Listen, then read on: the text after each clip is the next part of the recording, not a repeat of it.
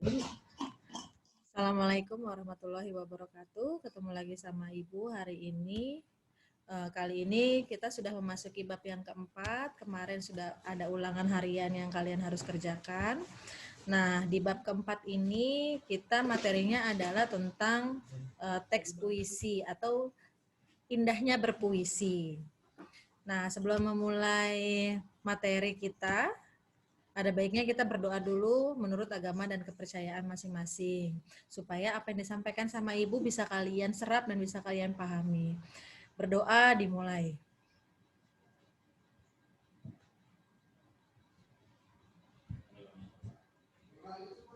Berdoa selesai.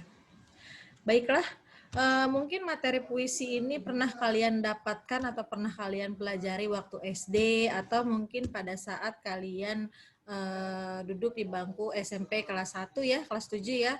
Sedikit-sedikit mungkin pernah dibahas sama guru sebelumnya tentang puisi.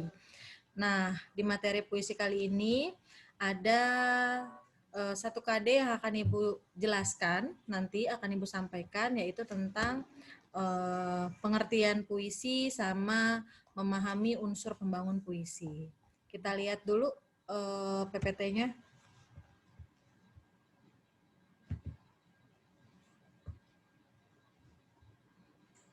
Oke, bab yang keempat, indahnya berpuisi. Di sini diminta mengidentifikasikan unsur pembangun teks puisi yang diperdengarkan atau dibaca. Nah, tujuan pembelajaran tersebut adalah supaya peserta didik dapat memahami pengertian teks puisi dan unsur-unsur pembangun. Pengertian puisi di sini adalah karangan yang mengungkapkan pikiran dan perasaan dengan mengutamakan keindahan kata-kata. Jadi kalau misalnya kita mau membuat puisi, di mana puisi yang kita buat itu harus biasanya mengungkapkan berbagai hal. Baru pikiran dan perasaan itu menyertai kata-kata yang akan kita tuliskan atau kita tuangkan dalam teks puisi yang kita buat. Biasanya puisi itu mengungkapkan berbagai hal apa? Seperti kerinduan, kegelisahan, atau biasanya pengagungan kepada Sang Halik yang diungkapkan dengan bahasa yang indah. Nah, biasanya dari hal-hal yang dirasakan itu terciptalah sebuah kata-kata yang indah. Nah, mungkin tanpa kalian sadari, kalian sendiri sebenarnya sudah mampu menciptakan puisi, walaupun mungkin kata-katanya masih standar atau masih biasa saja. Tapi secara nggak langsung ketika kita mengagumi sesuatu atau misalnya kita merindukan seseorang, bisa kita ungkapkan dalam sebuah tulisan puisi. Nah, kali ini di sini ada contoh puisi dari Sapardi Djoko Damono. Judulnya adalah Hujan Bulan Juni. Tak ada yang lebih tabah dari hujan bulan Juni. Dirahasiakannya rintik rindunya kepada pohon bunga itu. Tak ada yang lebih bijak dari hujan bulan Juni. Dihapusnya jejak-jejak kakinya yang ragu-ragu di jalan itu. Tak ada yang lebih arif dari hujan bulan Juni. Dibiarkannya yang tak terucapkan diserap akar pohon bunga itu. Nah, di sini ada puisi dari Sapardi Djoko Damono. Nah, ada pertanyaan di sebelahnya, mengapa teks tersebut dikatakan sebagai puisi? Karena di situ mengandung unsur pikiran, perasaan yang diungkapkan melalui kata-kata yang indah. Tak ada yang lebih tabah dari hujan bulan Juni. Dirahasiakannya rintik rindunya kepada pohon berbunga itu. Nah, berarti kalimat itu juga dikatakan sebagai kalimat puisi. Pertanyaan kedua, teks tersebut menggunakan perasaan apa? Karena di situ ada rasa rindu dan sayang. Mengungkapkan sebuah kerinduan. Di bagian mana ketika mengungkapkan sebuah kerinduan? Tak ada yang lebih arif dari hujan bulan Juni. Dibiarkannya yang tak terucap diserap akar pohon bunga ini. Berarti ada bentuk rasa kerinduan sama seseorang. Makanya diadakan pembuatan puisi dari hujan bulan Juni. Pertanyaan yang ketiga, keindahan apa yang tampak pada teks tersebut? Keindahannya yang mana? Keindahannya itu adalah kemenarikan dari kata-katanya. Yaitu tak ada yang lebih tabah, tak ada yang lebih baik, tak ada yang lebih arif, tak ada yang lebih bijak. Itu adalah bentuk tampak kata-kata yang indah dalam sebuah penulisan puisi. Ditunjukkan kepada siapa maksud dari teks tersebut? Ditunjukkan kepada orang-orang yang merindukan orang lain. Terus bagaimana sikapmu sendiri ketika berkaitan dengan masalah yang diangkat di dalamnya? Berarti mengambil sikap untuk bisa meluapkan perasaan rindu itu lewat tulisan. Nah, kalau misalnya teman-teman di rumah atau anak-anak ibu yang ada di rumah paham bagaimana bentuk dari sebuah puisi, ketika ada 5 pertanyaan ini dan bisa dijawab dengan baik, berarti secara tidak langsung kalian tahu apa itu puisi. Selanjutnya ada unsur-unsur pembangun puisi. Di sini masih banyak poin-poinnya, tapi Ibu hanya mengambil beberapa. Nanti bisa dilanjutkan lagi di pertemuan hari Rabu. Ada yang pertama adalah majas dan irama.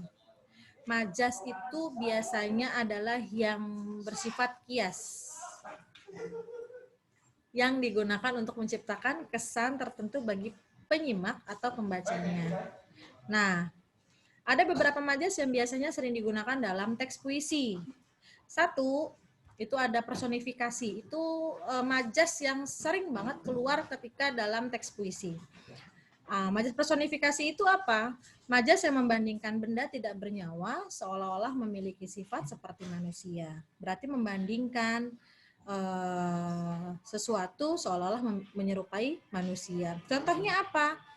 Daun kelapa melambai-lambai, atau misalnya pohon kelapa melambai-lambai. Karena yang bisa melambai-lambai itu hanya siapa? Manusia. Nah, diibaratkan bahwa atau membandingkan yang tidak bernyawa seolah-olah memiliki sifat seperti manusia. Contoh yang lain misalnya, ombak berkejar-kejaran di tepi pantai. Yang bisa berkejar-kejaran hanya siapa? Manusia. Itu contoh majas personifikasi. Lanjut, ada majas metafora, majas paralelisme. Artinya apa? Majas pengulangan yang tersusun dalam baris yang berbeda. Yang tadi itu ya, tak ada yang lebih tabah dari hujan bulan Juni. Tak ada yang lebih arif dari hujan bulan Juni. Tak ada yang lebih bijak dari hujan bulan Juni. Nah, itu namanya pengulangan. Ada majas paralelisme dalam setiap baitnya. Pada kata apa? Tak ada yang lebih. Yang ketiga, ada majas metafora. Artinya adalah bentuk perbandingan antara dua hal berupa benda, fisik, ide, sifat, atau perbuatan lain yang bersifat implisit.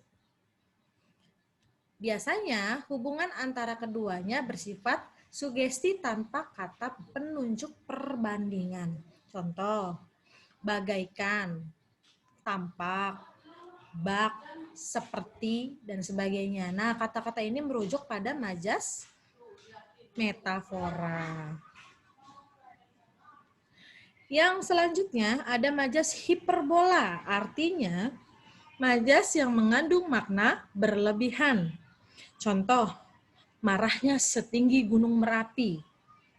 Nah, setinggi gunung Merapi Bu garis bawahi ini adalah yang mengandung majas hiperbola atau berlebihan. Kalau marah, pasti marah. Tapi kalau misalnya marahnya setinggi gunung Merapi, itu namanya kalimatnya mengandung makna berlebihan.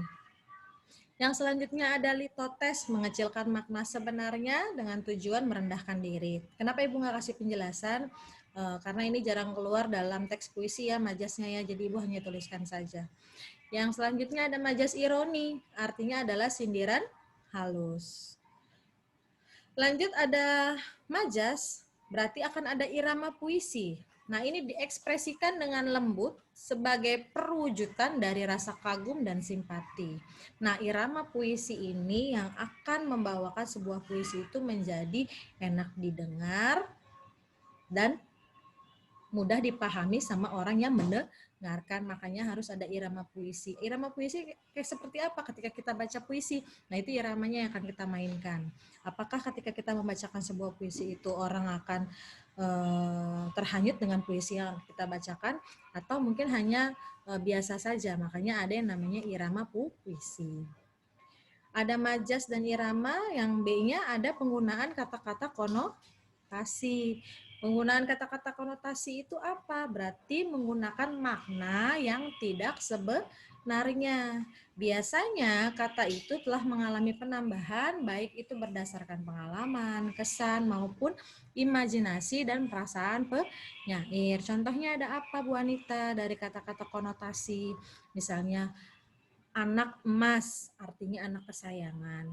Buah tangan artinya itu oleh. Nah, itu adalah konotasi.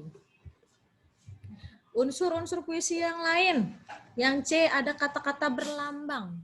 Artinya apa? Sesuatu seperti gambar, tanda, ataupun kata yang menyatakan maksud tertentu. Contoh misalnya pada puisi yang berjudul tadi Hujan Bulan Juni karya Sapardi Djoko Damono itu ada kata bunga, hujan dan bunga. Nah, berarti memiliki lambang. Artinya apa? Hujan lambang kebaikan, sedangkan bunga itu adalah bentuk lambang kesuburan. Mungkin secara implisit kita bingung, biasa-biasa aja ya ternyata hujan dengan bunga, tapi kalau kita lihat secara eksplisitnya itu dia punya arti, yang dimana dia merupakan kata-kata berlambang yang memiliki arti. Yang D atau yang terakhir ini adalah pengimajinasian dalam puisi. Nah, kalau misalnya pengimajinasian dalam puisi, di mana ketika menuliskan sebuah puisi, kita harus menimbulkan hayalan dulu sama imajinasi kita. Kalau kita nggak bisa memainkan imajinasi kita, berarti kita biasanya menuliskan puisi-puisi itu puisinya yang biasa-biasa saja. Tapi ketika hayalan kita dan imajinasi kita bermain, puisi yang dibuat sama kita itu akan jauh lebih membuat kata-kata dalam puisi itu menjadi indah. Makanya biasanya pengimajinasian puisi ini kaitannya biasanya dengan citraan, yang dimana berkaitan dengan panca indera, penglihatan, pendengaran, perasaan, perabaan, penciuman. Nah, 5 panca indera itulah yang digunakan ketika membaca puisi, seolah-olah kita bisa melihat, bisa mendengar, bisa mencium, bisa merasa, bisa meraba. Nah, itulah digunakan imajinasi dalam puisi. Nah, nanti untuk citraan akan dibahas di pertemuan berikutnya ya, biar lebih detail lagi. Nah, Ibu batasi penjelasan Ibu sampai pengimajinasian dalam puisi. Nanti untuk pertemuan selanjutnya kita bisa lanjut lagi.